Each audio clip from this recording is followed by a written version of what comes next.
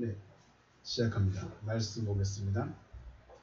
마태복음 3장 1절과 2절 말씀만 보시겠습니다. 마태복음 3장 1절에서 2절 말씀까지만 보시겠습니다. 봉독합니다.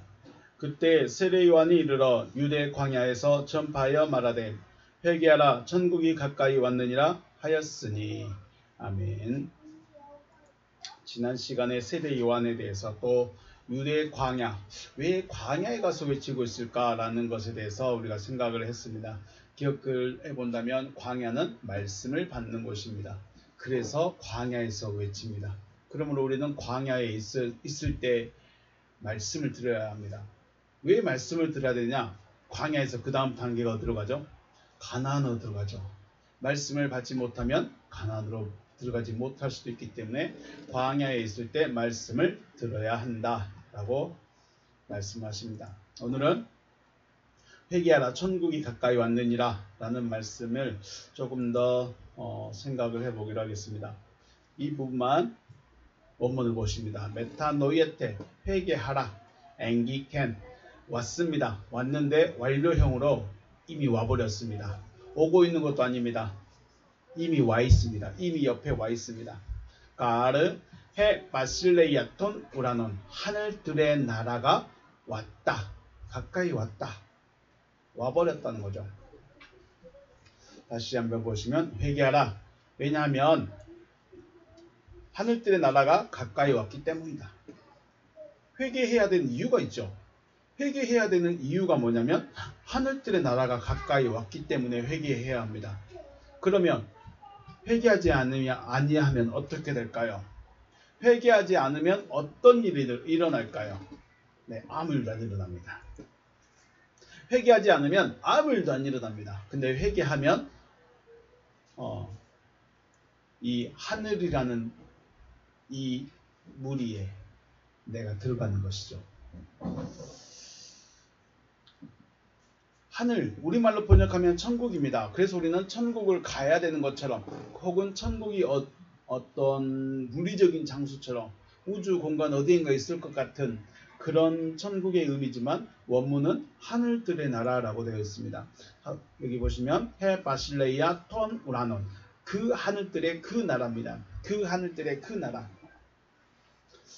그럼 우리가 생각해 볼까요? 천국, 소위 말하는 하늘, 우리는 하늘, 천을 생각해야 됩니다. 우라논, 하늘들이 뭘까? 여기 보면 또 복수입니다. 남수형인데 복수형으로 되어 있습니다. 하늘이 복수형 있습니다. 하늘이 하나 있을까요? 두 개 있을까요? 아니면 많이 있을까요? 많이 있다는 겁니다.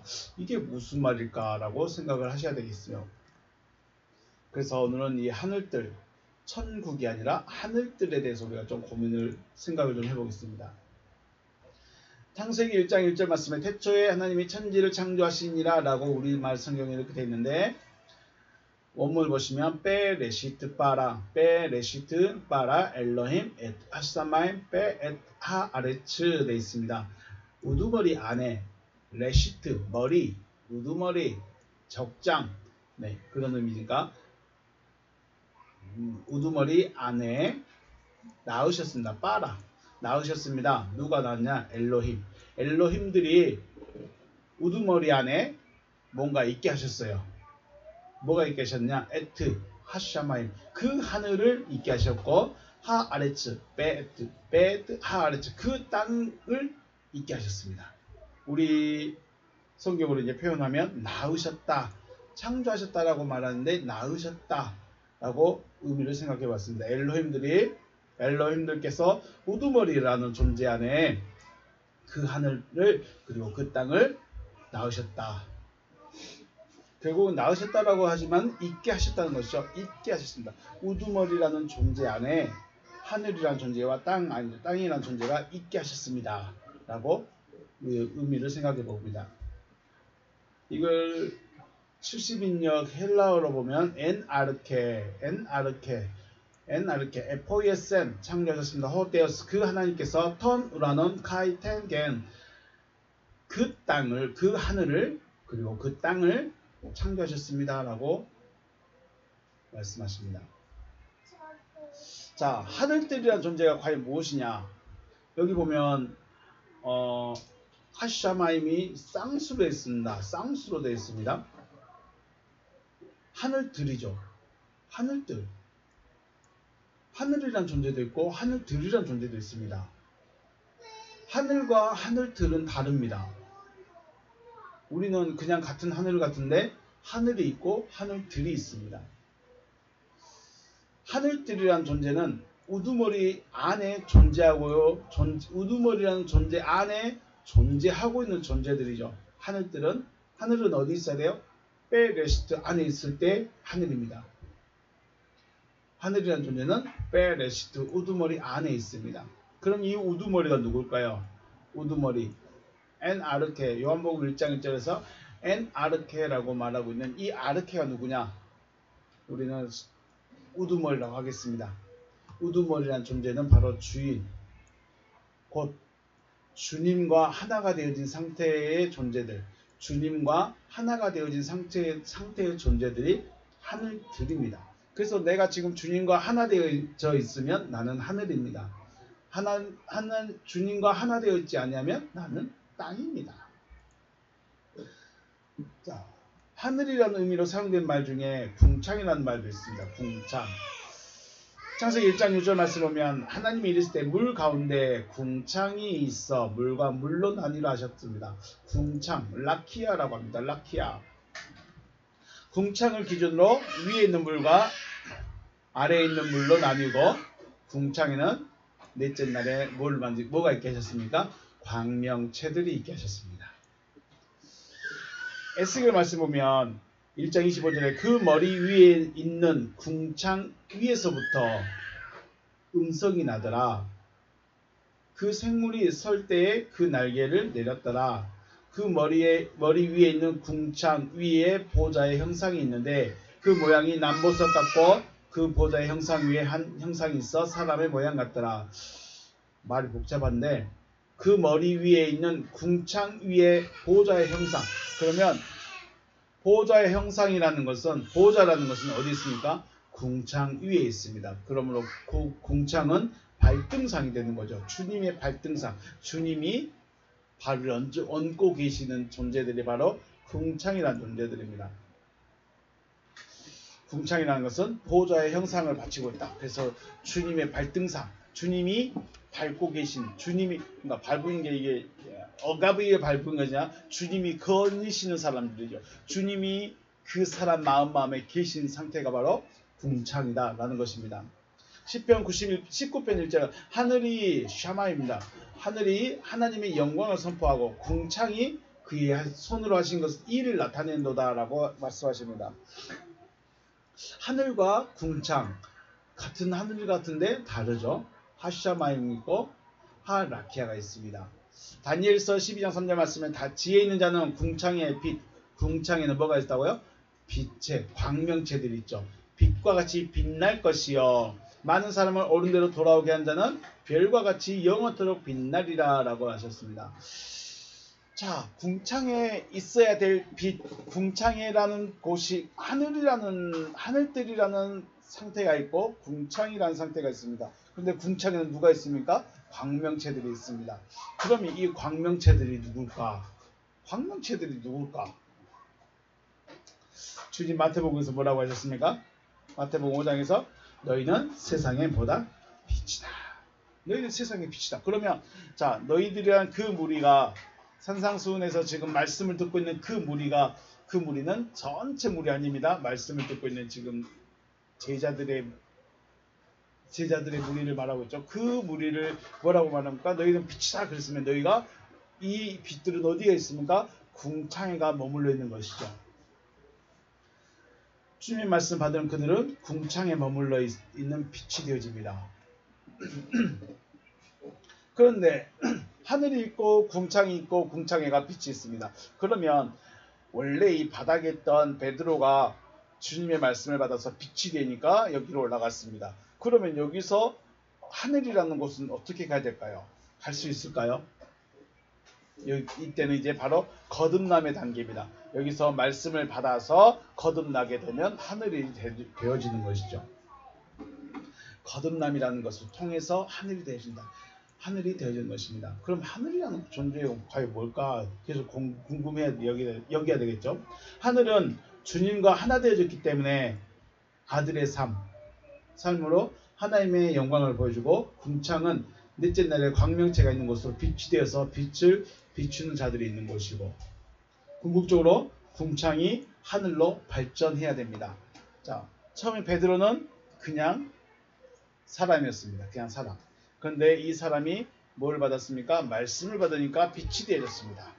빛으로 끝나는 것이 아니라 이 빛이 어디로 가야 됩니까? 하늘이란 한계로 올라가야 된다라고 말씀하시는 것입니다. 마태복음 6장 9절 주님의 기도의 첫 번째 소절이 이러죠. 파텔 헤몬 호엔토이스 라노이스. 하늘뜰 안에 계신 우리 아버지. 아버지는 어디 계십니까? 하늘뜰 안에 계신다고 하십니다. 하늘뜰. 자, 우리 고린도전서 말씀에 보면, 고린도후서 말씀이니까 하나님께서는 어디에 계신다? 하나님은 어디에 계십니까? 그리스도 안에 계신다. 그러면 그리스도 안에 계신데 이 그리스도가 단수여야 될까요? 복수여야 될까요? 보시면 하늘들 안에 계신 우리 아버지는 어디에 계셔요? 하늘들에 계셔요. 하늘들 안에 계셔요. 결국은 하늘이 되어진 자가, 하나님이 계신 곳은 물론 하늘이지만 그 하늘이 저 눈에 보이는 하늘이 아니라, 고린도후서 말씀인가 하나님은 어디 계신다? 아버지는 어디 계신다? 그리스도 안에 계신다. 그러면 아버지가 그리스도라는 이 존재 안에 아버지께서 계시니까 마태복음 말씀에 보면 어떻게 됩니까? 이 그리스도가 누구예요? 하늘이죠. 그런데 복수형이에요. 그러면 하늘들이에요. 자, 우리가 하나님이 내 안에 계신다. 우리는 말 그렇게 하죠. 하나님이 내 안에 계십니다. 하나님이 내 안에 계십니다. 하나님이 내 안에 계시면 나는 뭐가 될까요? 그리스도가 되는 거예요. 하나님이 내 안에 계시면 내가 그리스도가 되는 거예요. 그래서 하나님이 내 안에 계신다 그 말을 그냥 감동적인 말로 하셔는 안 됩니다.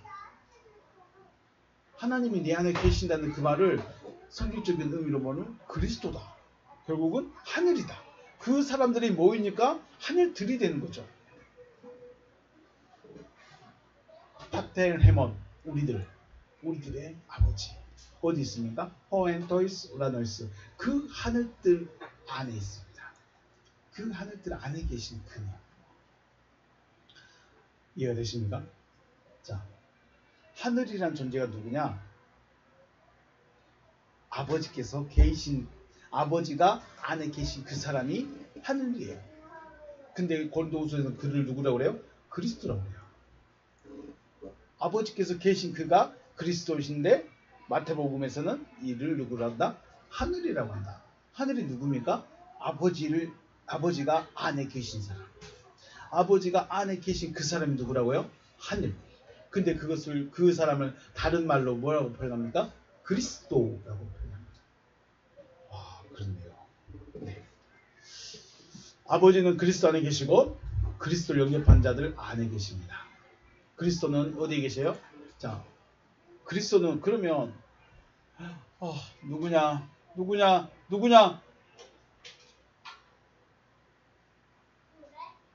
선풍기 넘어지려고 그래서.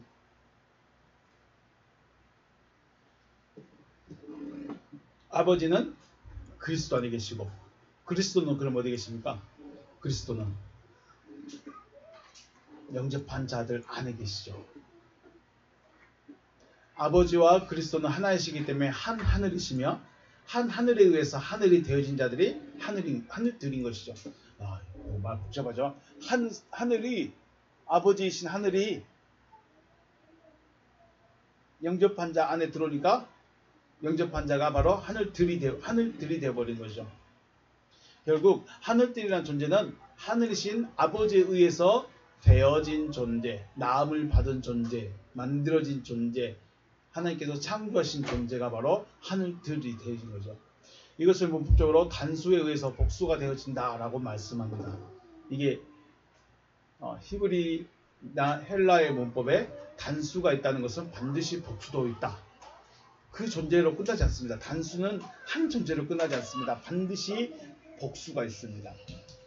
그래서 하늘은 우리가 말하는 아버지는 하늘이신데 그 하늘은 단수이십니다. 단수만 계신 것이 아니라 하늘들도 있다. 이것을 하늘의 시, 하늘의 미랄에 의해서 시가 몇 배로 나타납니까? 30배, 60배, 100배의 시로 나타납니다. 한 알에 시가 있으면 반드시 30개, 60개, 100개로 나타난다. 그렇다면 하늘들의 나라가 왔다는 의미를 생각해 본다면 하나님에 의해서 다스림을 받는 자들이 왔다는 거예요. 지금까지는 하나님에 의해서 다스림을 받는 자가 있었을까요? 없었을까요? 없었으니까 회개하라고 하는 거겠죠. 하나님에 의해서, 그러니까 천국이 가까이 왔다는 이 말을 하나님에 의해서 다스림을 받는 자들이 왔다라는 말로 제가 생각을 해봤습니다. 다시 이 말씀을 뒤집어서 회개하라 천국이 가까이 왔다라는 이 말씀을 뒤집어서 생각해보면 너희들은 하늘들이 아니다. 그러므로 생각을 바꾸어서 하늘들이 되어져야 한다 라는 의미로 한번 생각을 해봤습니다. 단순히 회개하라 천국이 가까웠다. 그러니까 난 회개할 것이 없는데요. 나 어저께 밤에 회개했는데요. 아까 아침에 시작할 때 눈물 흘리면서 회개했는데요. 천국이 왔을까요? 네, 그런 의미가 아니라 거꾸로 뒤집어서 너희들은 하늘들이 아니다. 생각을 바꿔서 하늘들이 되어져야 한다 라는 의미로 생각을 했습니다.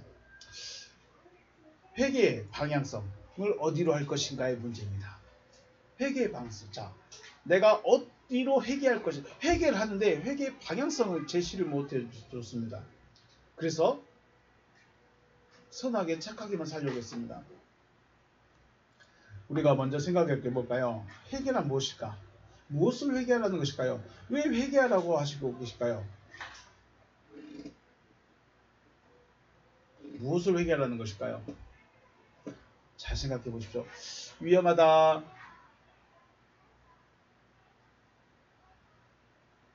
바울은 이 문제에 대해서 로마서 4장에서 아브라함의 믿음과 연결해서 말하고 있습니다. 아브라함의 믿음. 아브라함이 의롭게 되어진 것은 율법이 있기 훨씬 전입니다. 그렇죠? 아브라함이 의롭다, 아브라함이 믿음이 있다라고 인정받은 것은 율법이 있기 훨씬 전입니다.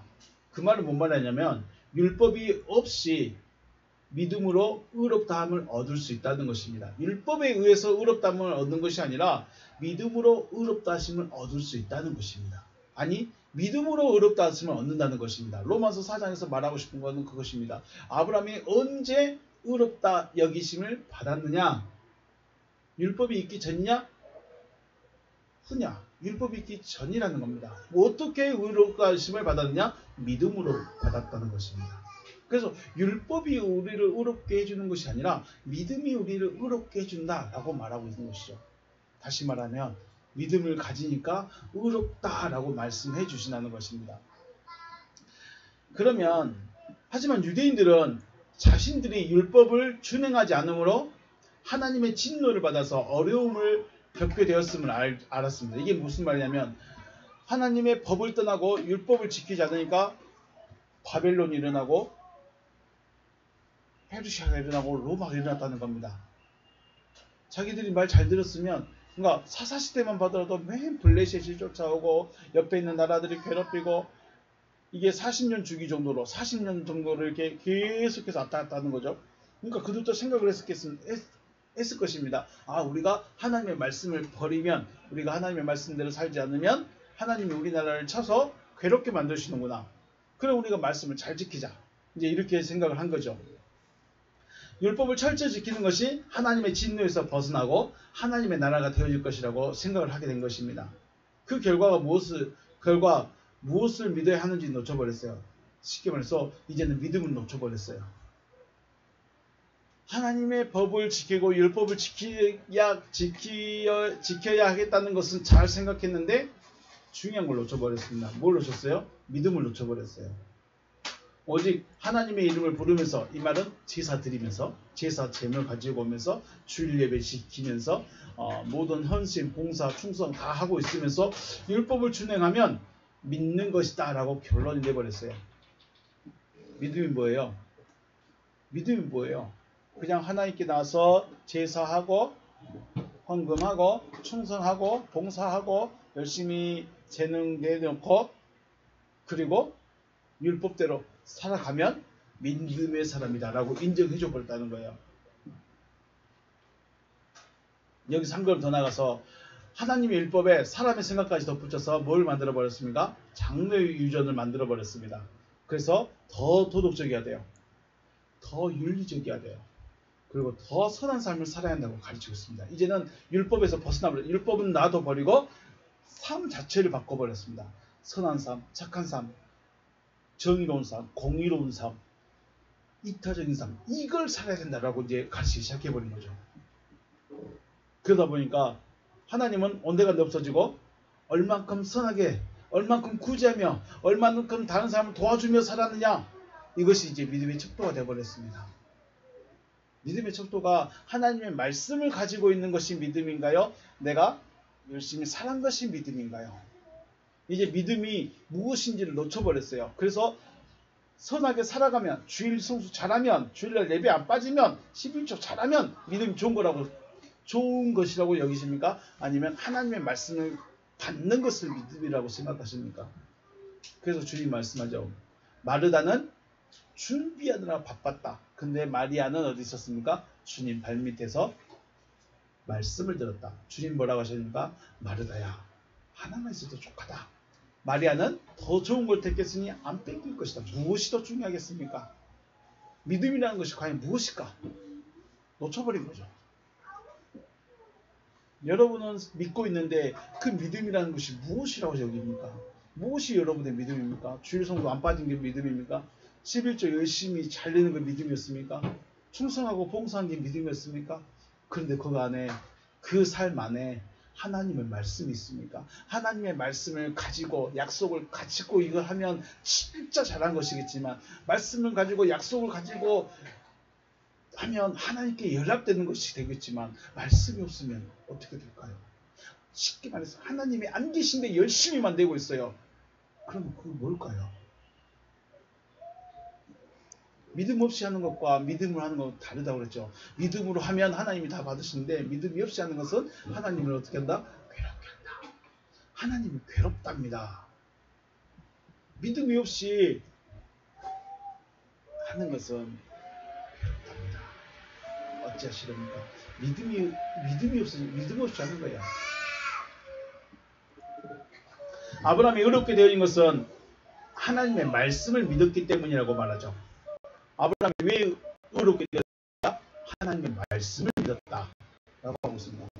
그러면 아브라함이 무엇일까요? 아브라함의 나이 85세에 너의 상속자는 네 몸에서 나며 네 자손이 하늘의 별같이 많으리라 라는 말씀을 믿었습니다. 이게 무슨 말일까요? 아브라함이 자신이 보았을 때 절대로 일어날 수 없는 일임에도 불구하고 하나님의 말씀을 믿었습니다. 그래서 아브라함이 믿었던 것을 육신적인 것에 한정을 지어서는 안 된다는 것입니다. 구약은 그림자입니다. 창세기 1장 2절부터 시작해서 예수님 오실 때까지, 아니 예수님까지도, 그리스도께서 오실 때까지도 말씀이 나에게 이루어지기 전까지는 다 그림자입니다. 이렇게 될 것이다, 이런 것이 있을 것이다 라고 말한 것이지 딱 그렇게 되지는 않는다는 것입니다. 그래서 아브라함의 사건은 분명히 약속의 사건이긴 합니다. 자손을 낳을 것이다. 하지만 우리는 자손 낳을 것인가? 그러면 우리도 지금 한 80세까지 기다렸다가 아들을 낳아야 될 것인가? 그런 생각을 하라는 것이 아니죠. 지금 우리에게 말씀하고 싶은 것은 영적인 이야기를 하고 싶으신 거예요. 그 영적인 이야기가 뭐냐? 절대로 일어날 수 없는 일이 일어나게 해주겠다는 겁니다. 사람이 상상할 수 없는 일을 하나님이 하시겠다는 것을 아브라함의 그 삶을 통해서, 그 순간순간의 삶을 통해서 우리에게 말씀해 주고 싶은 거예요. 그래서 우리가 절대로 될 수 없는 일, 저에게 아파트가 아니라 뭐 큰 집이 생긴다든가, 산 하나가 생긴다든가, 이런 될 수 없는 일을 약속하셨으면 해주시겠죠. 근데 중요한 건 우리는 거기에 매여서는 안 된다는 겁니다. 되어질 수도 없는 일, 상상할 수도 없는 일을 우리에게 행하실 것을 들을 수 있어야 되고 그것을 믿어야 한다는 것입니다. 우리가 지금 이 시대에서 아브라함이 받았던 거, 애굽에 내려가서 뭐 송아지를 받아오고 황금을 받아오고 이거 말하는 거 말고 지금 우리에게 말하고 싶은 건 뭐냐면 절대로 될 수 없는 그 일을 하시겠다는 것을 드려야 된다는 것입니다. 그럼 그게 뭘까요? 그게 뭘까? 하나님의 뜻은 아담을 통해서 우리에게 말씀하십니다. 아담을 통해서 뭘 말씀하셨을까요? 생명을 얻어야 된다. 네. 아담을 통해 하신 말씀보다 생명나무에게 붙어 절하는 것입니다. 올라가세요. 올라가세요. 아담에게 하신 말씀 뭐라고요? 너는 생명나무에게 붙어져야 된다. 생명나무로부터 진액을 공급받아야 된다. 라는 것입니다. 이것을 다른 표현으로 아브라함에게 네 몸에서 날 자가 네 상속자다 라고 하시는 것입니다. 그리고 애굽에 있던 백성들에게는 가나안을 주겠다라고 말씀하시는 것이죠. 똑같은 내용인 하나님의 입장에서는 똑같은 뜻인데 시대마다 표현을 하는 거 표현이 다른 것이죠. 신약을 넘어서는 예수가 나음 받은 것, 이것이 우리에게 가장 큰 표적입니다.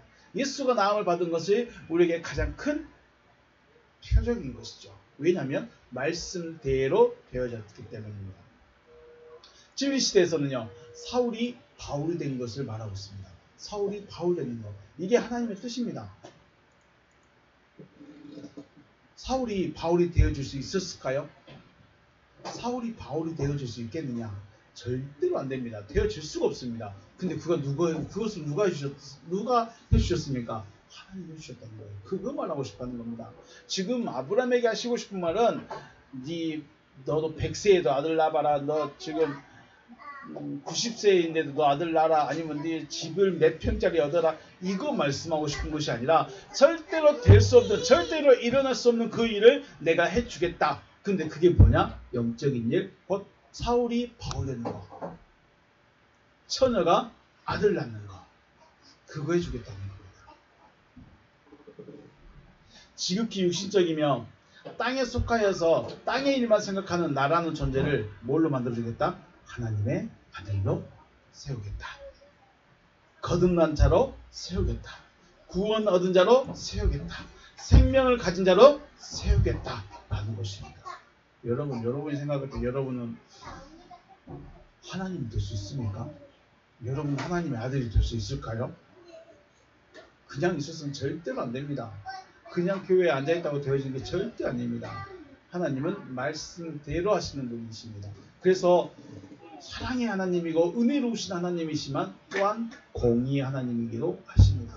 법대로 하시겠다는 것입니다. 이렇게 하시기 위해서 여기 이렇게라는 것은 바로 하나님의 아들이 되는 것, 거듭나는 자, 구원 얻은 자, 생명 가진 자를 세우시기 위해서 하나님은 하나님으로부터 흘러나오는 말씀을 주시는 것이죠. 이걸 우리는 흐레마타 말씀 혹은 레마 말씀이라고 말씀하고 있죠. 그러므로 하나님으로부터 흘러나오는 말씀은 지극히 육신적인 사람은 받을 수가 없습니다.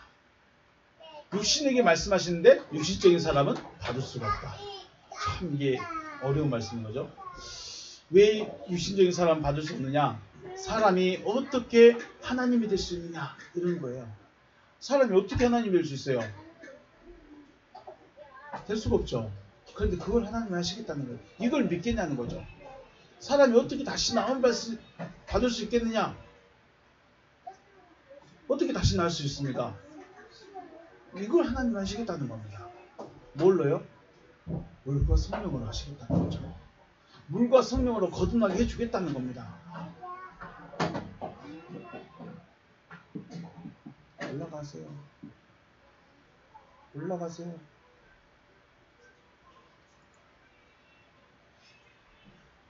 하나님께서 하시겠다고 하시는 말씀을 받아들이는 것이 바로 뭐예요? 믿음이에요. 하나님이, 그러면 유대인들은 지금 율법 준행하느라 착하고 선하고 공의롭고 그렇게 살아가느라 하나님이 하신 말씀이 놓쳐버렸어요. 아담부터 시작해서 하나님의 뜻을 계속 말씀해 오셨는데 그 뜻은, 그 의미는 놓쳐버렸어요. 그래서 하고 싶은 것만 하고 있는 거예요. 자기들이 열심히 살고 싶은 것만 살고 있는 거예요. 하나님의 말씀은 어디 있어요? 놔둬버렸어요. 잊어버렸어요. 그러므로 성경을 통해서 무엇을 하시고자 하시는지를 깨달을 수 있어야 하는데 이것이 성경만 보고 있다고 해서 보여지는 게 아니라는 것입니다. 왜요? 하나님의 비밀은 감춰졌기 때문에, 뚜껑을 덮어놔 버렸기 때문에. 그래서 하나님의 계시를 받은 자들이 계시를 나눠 주어야 그나마 들을 수 있어요. 쉽게 말해서 바울과 같은 사람이 말씀을 열어서 이렇게 말을 해줘야 그나마 들을 수 있는데, 이것을 어떻게 해요? 들을까요? 안 들을까요?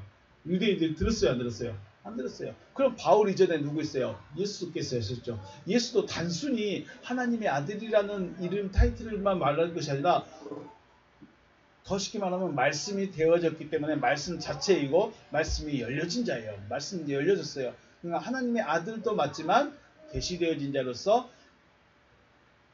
말씀을 알고 있는 자예요. 그래서 말씀의 비밀을 알고 있어요. 그래서 말씀의 비밀을 사람들에게 공유해 주는데, 나누어 주는데, 사람들이 받았어요? 안 받았어요? 안 받죠. 왜요? 자기들이 믿고 있는 것과 다르거든요. 자기가 지금까지 알고 있는 성경과 다르거든요. 내가 지금까지 살아왔던 것과 다르거든요. 그런데 희한한 건 제자들은 주님의 말씀이 영생의 말씀이기 때문에 우리는 안 갖겠습니다. 베드로가 똑똑했겠습니까? 베드로가 공부를 많이 했겠습니까? 베드로가 진짜로 그걸 다 알아들었을까요? 하나님이 열어주시니까 알아듣는 거죠. 바울도 마찬가지입니다. 바울도 여러 유대인의 회당에 가서 말씀을 풀어주고 이야기해 주는데, 네가 공부를 많이 해서 머리가 헷갈리겠구나.